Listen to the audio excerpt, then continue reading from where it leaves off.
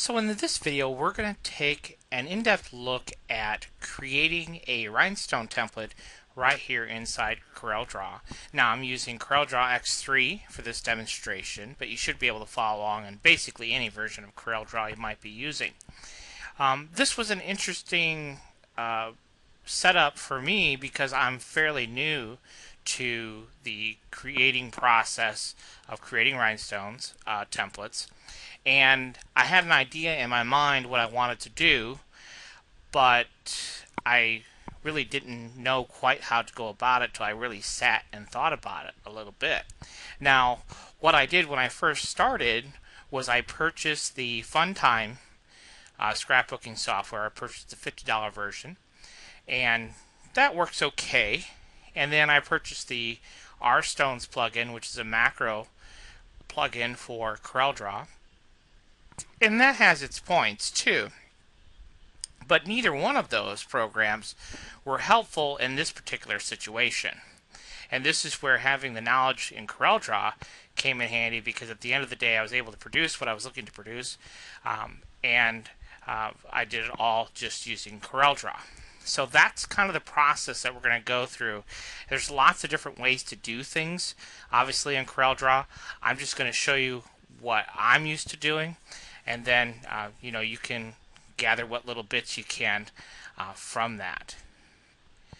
So you may be asking, well, what is so significant and challenging about this particular template?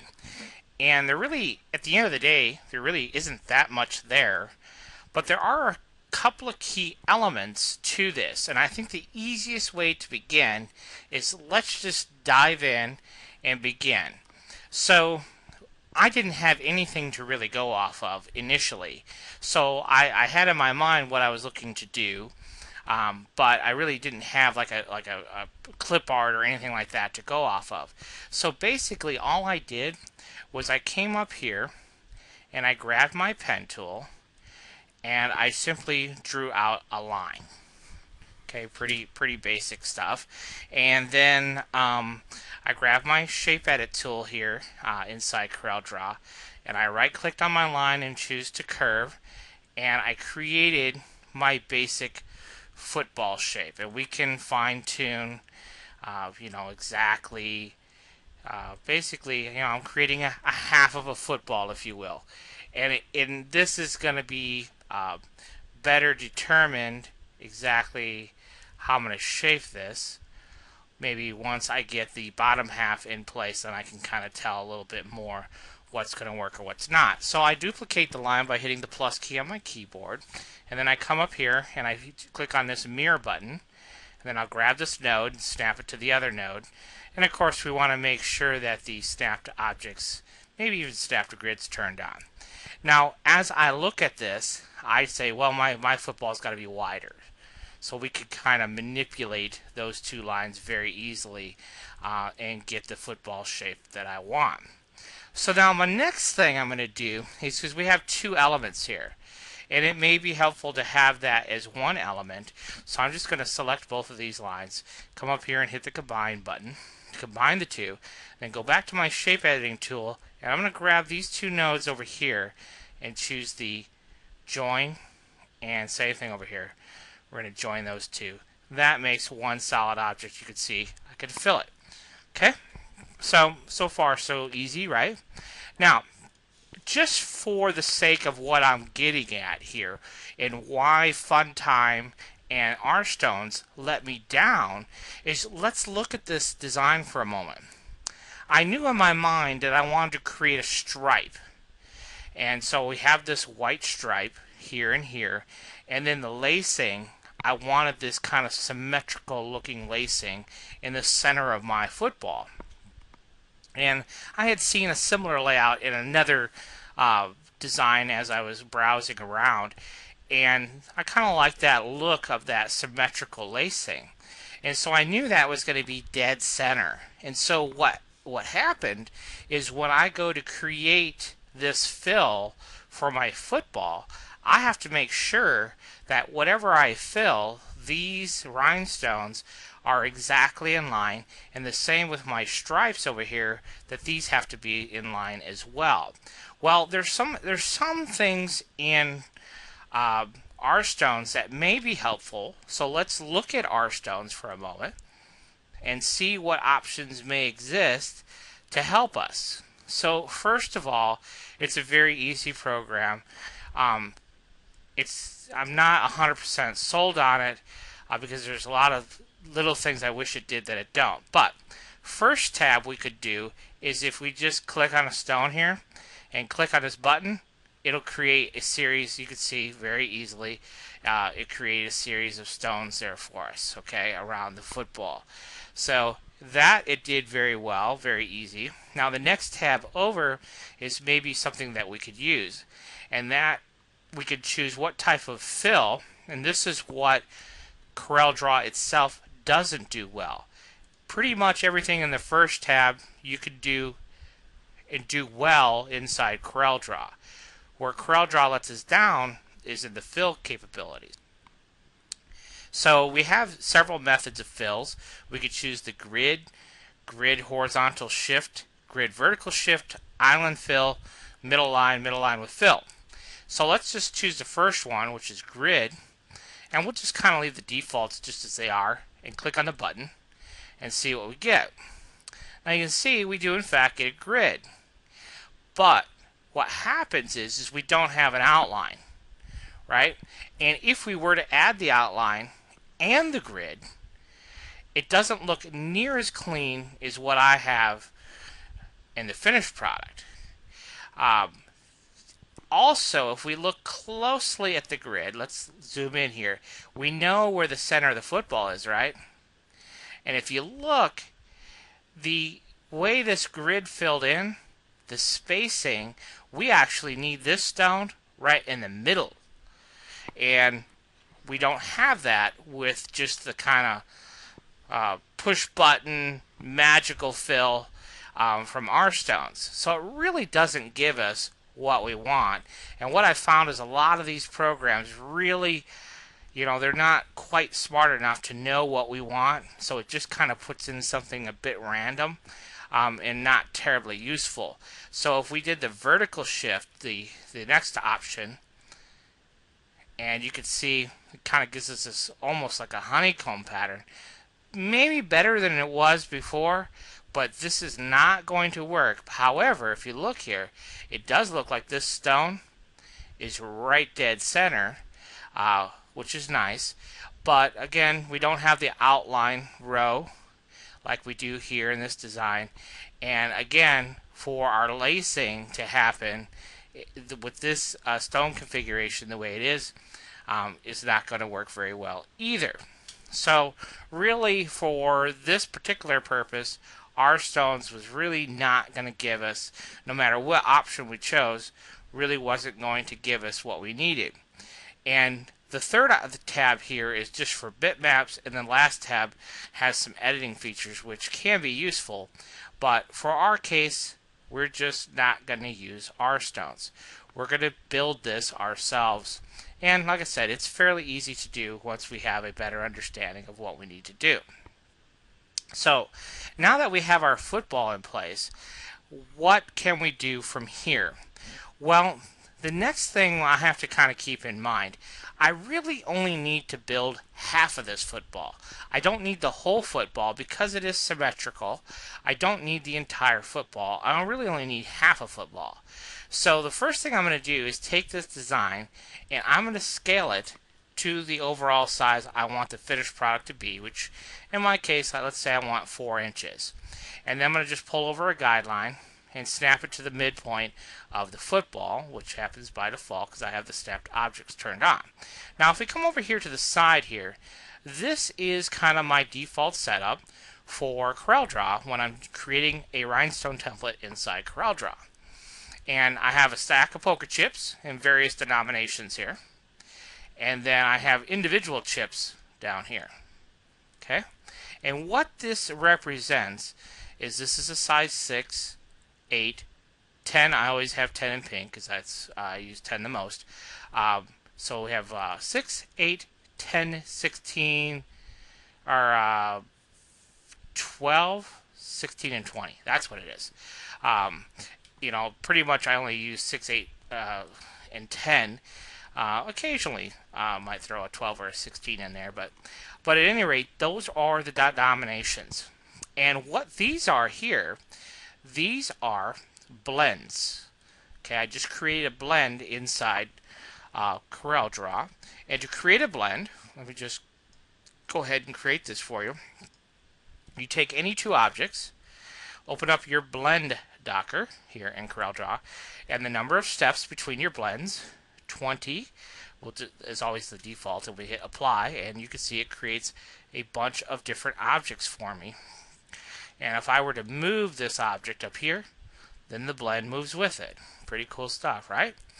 Now what we can also do is we can also apply a blend to an object. So for example, I have my football down here. If I come in here and grab my 10SS stone and I select that blend, there's a button right here that says new path. And so I could define the new path for that blend to follow along, and then I can choose the blend along full path option and hit apply, and you can see that in fact those stones have been blended around my football. Now we don't have enough stones, so we can just change the number of stones in the blend docker. That has more stones, and then we could do even more stones until we get a spacing that we like. Now we can also click on the blend, and we can just do a stone at a time, whatever you want. Now the spacing, there is no right or wrong. The more templates you cut, the more familiar you're going to become with what is proper. I have done spacing that's been very, very tight, and then I've done spacing that's been somewhat loose. So, it's really a matter of personal preference. Now, there is something to understand here, and this is where R-Stones really does a good job. It has a neat feature in here. Notice that this stone here is dead center at the point of the football, where these stones over here are not. R-Stones actually has the capability. I'm going to back up here a little bit and show you this, because it is one feature in R-Stones that does beat out CorelDRAW, but we're going to tell you how to overcome that pretty easy. But R-Stones has this neat capability of choosing this option, which is control points. If I turn that off, let's just see what happens when I turn it off first, and then I go ahead and apply a stone. I get the same result that I basically had in CorelDRAW, right? I've got alignment perfect over here, not perfect over here. However, if I turn that control point on and do it again, now you see the difference? It's slight, but significant. And that is the stone is dead center on both control points. And that is a huge help for what I'm about to show you next. So, not complicated to create Rhinestone templates, but there are definitely steps involved. So how do we overcome the issue that we had with CorelDRAW not recognizing that control point? Well, the easiest way to do that is to go back and make this one object back into two. So I'm going to select both of my nodes here and right click over one of them and choose the break apart option. Okay, so now we should have, and then once we break the nodes apart, we have to break the object apart. So we can right click and choose break curve apart, and now we do in fact have two pieces. Okay, so now when we apply the blend, I have my blend selected, and I choose new path, blend along full path, and hit apply. Now you can see where that stone hits bam right there, and that stone hits bam right there. Now we don't have enough stones, so we're going to go ahead and boost our stone count. Let's just go ahead and type in, let's type in 40 stones. And let's back that off. See, with our stones, it will measure. And so we don't have to do all this guesswork. So that is one benefit. Although, if we don't have our stones, it's not a big deal. We can kind of go back and forth and tweak it and modify it. You can see now that we have the 30 stones that we need. Perfect. So now what I'm going to do is go grab that blend, and all I'm doing is clicking and dragging, and then right click. That will make a copy of the blend, which I can then apply to the bottom half of my football. So we'll do a new path to the bottom half of my football, blend along full path, and hit apply, and there we go. So a little bit more work. Now we do need to bump up our stone count to 40.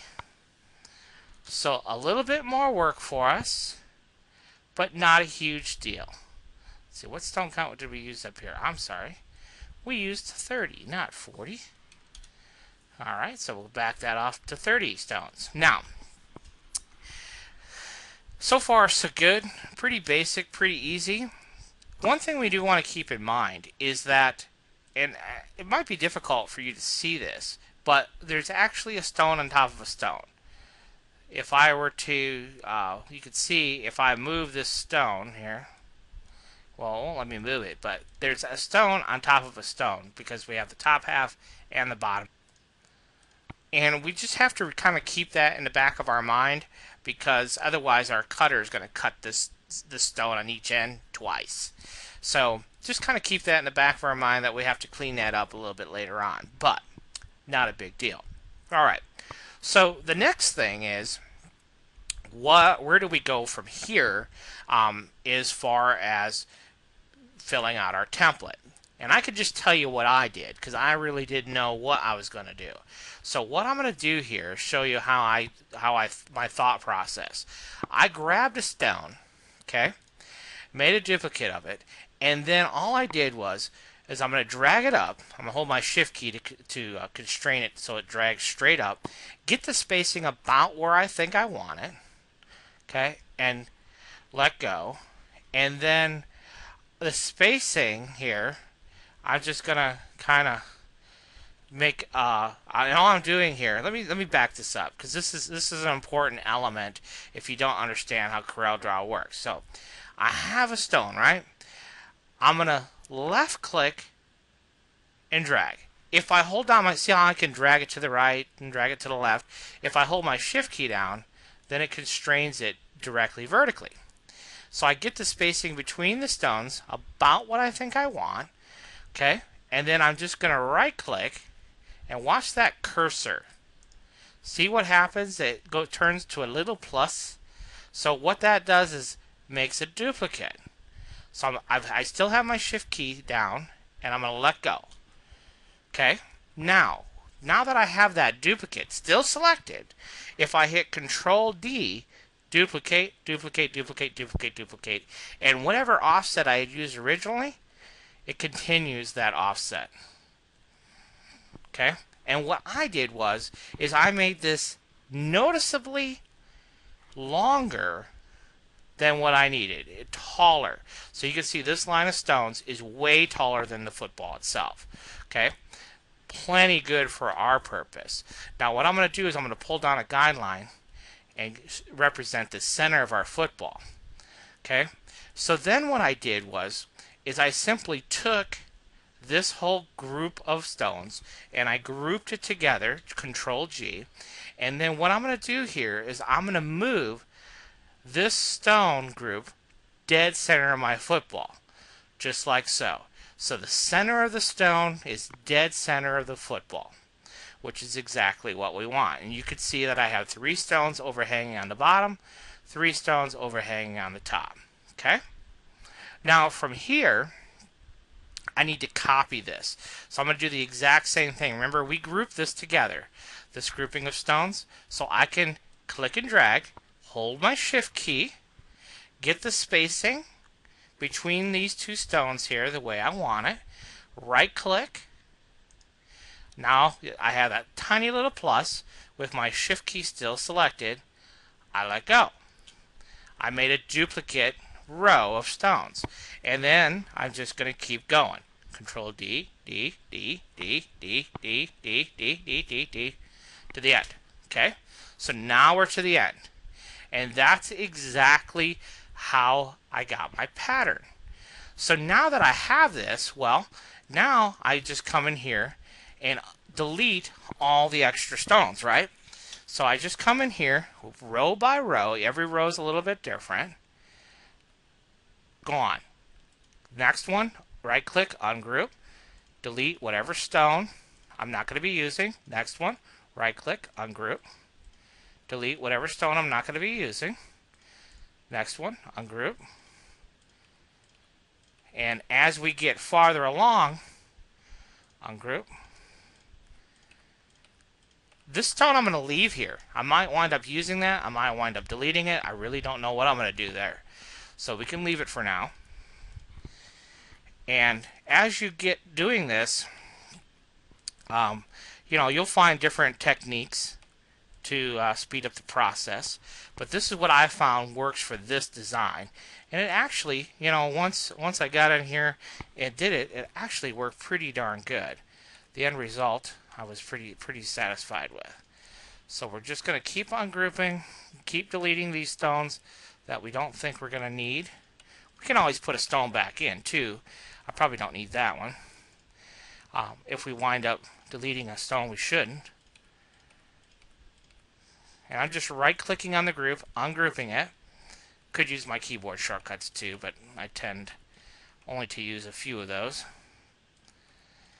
And ungroup.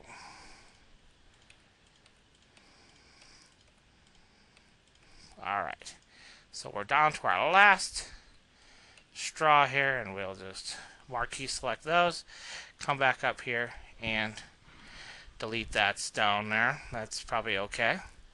Now, the next thing, of course, we need to do, we've done all of our bottom, we need to go through and do all of our top. Okay, so we already have most of these stones. We already have everything ungrouped. So we'll just come in here and take a swath of those stones out. And these we can get rid of pretty quick and easy, because we don't have to ungroup anything.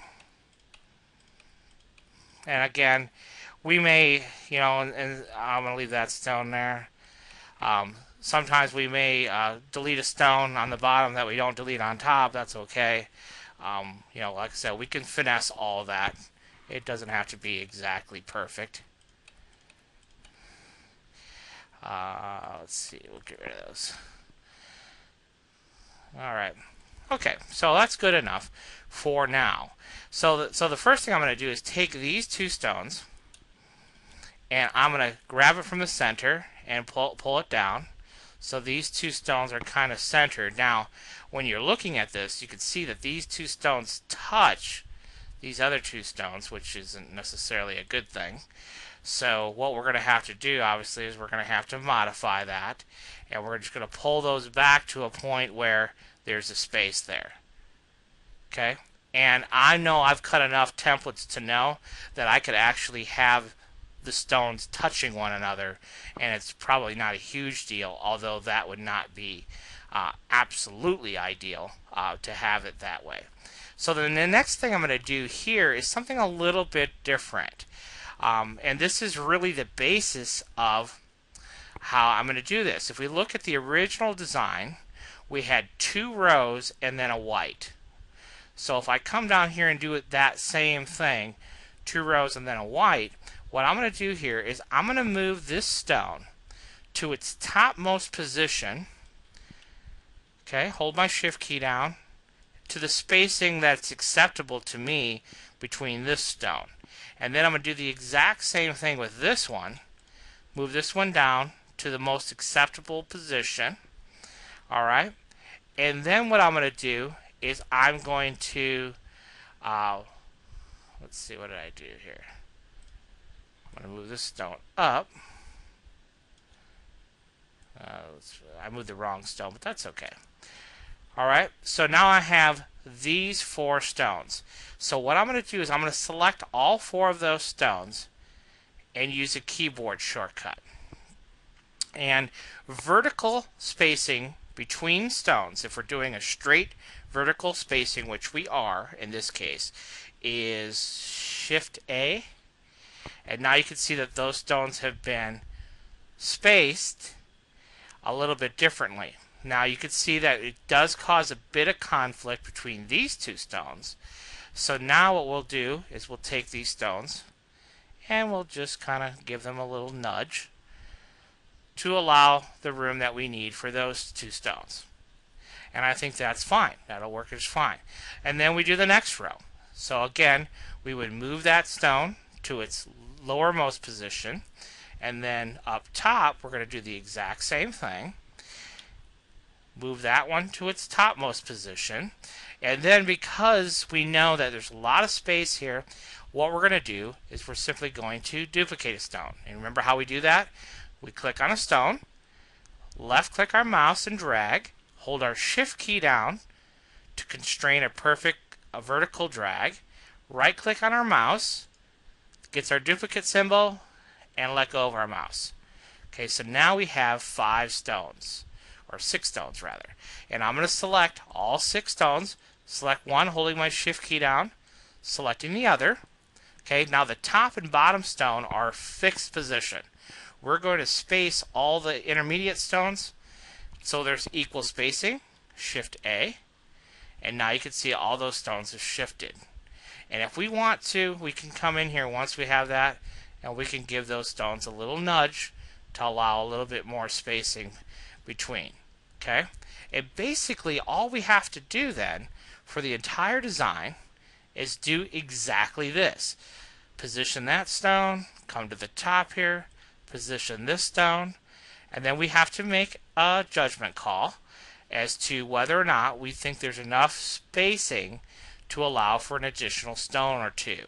And I think in this case there is. So we'll go ahead and move the stone, and then I will come in here and I will select this row of stones. So we'll just come down here. And I want to show you all this in real time so you get a feel for how all this works. And it's really not complicated. You can see that actually filled in really great. So we're just going to keep going here. And every row has to basically be done the same way. Now in this particular case, there isn't enough room to probably have an additional stone. So we'll just take the stones that are there, copy them,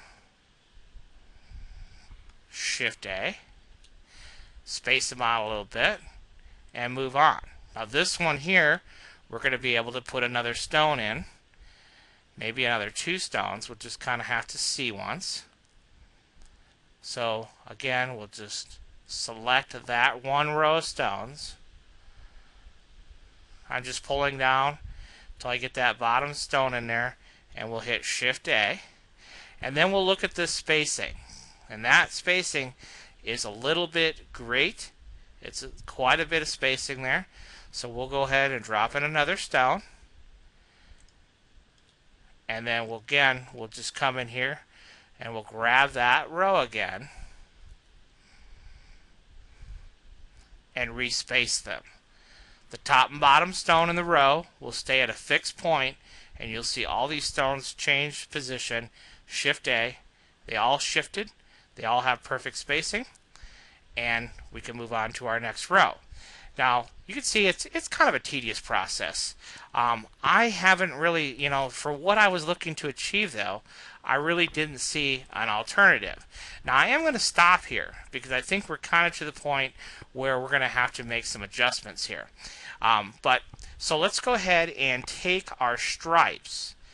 Okay, what we were going to do for our stripe, which is this row, and let's just give it a color. It doesn't have to be actually white. We're just going to give it a color so we know where we're at here. And let's go ahead and do that. Okay, now the next thing we're going to do is we're going to go ahead and define where our laces are.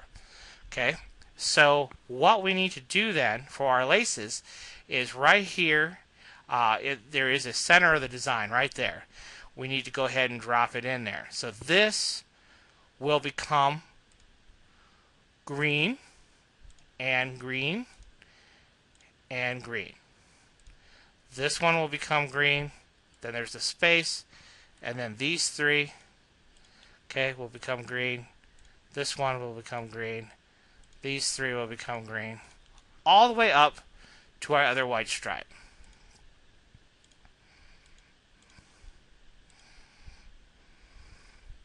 Now, here's where we kind of made a mistake, because we shifted all these stones, and well, actually no, we didn't, because there actually is one row, so we stopped exactly where we needed to stop, which is good. That's a good thing. Now, what we have to do a little bit differently, though, is because all these are spaced, these 4 stones have to be spaced properly. So what we're going to do is only select the stones below our laces and do a Shift A. Those shifted position a little bit. And then we have to do our stones at the top of our laces. So we're just going to go ahead and shift that a little bit.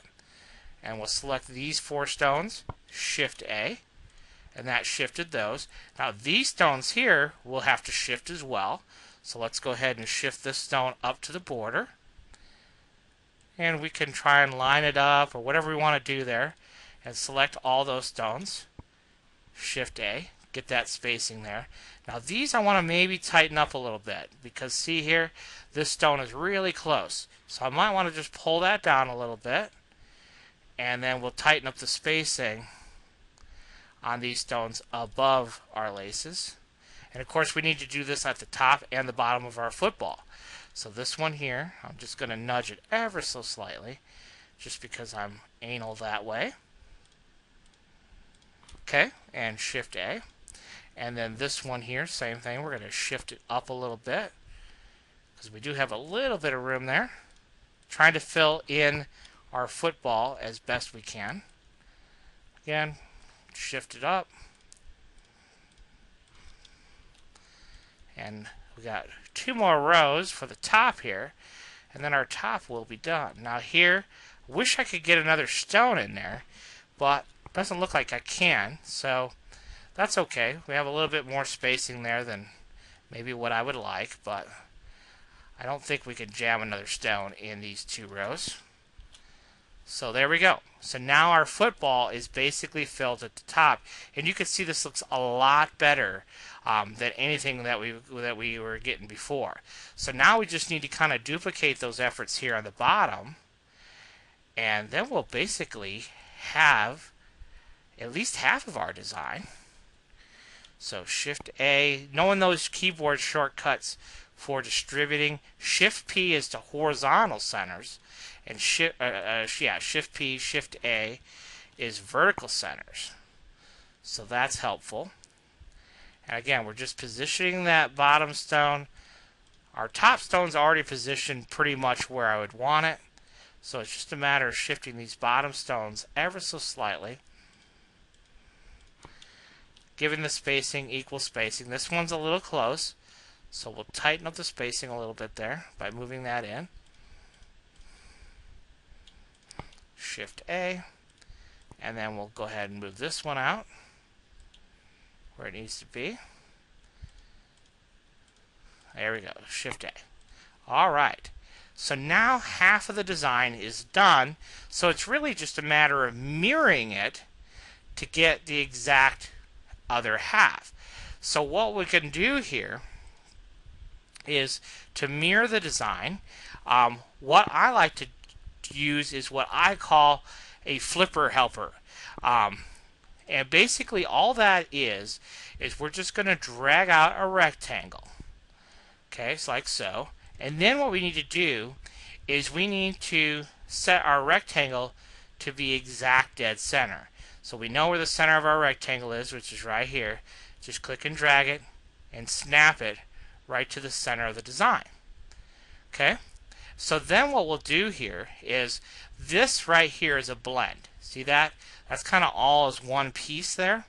So all we're going to do is we're going to very carefully just select the in part. And sometimes what I'll do is when I'm making these selections and I think I got it, I'll just select the whole thing and then I'll just move it kind of arbitrarily and say, yep, I got all the pieces, undo, and now I know I have all the pieces, right?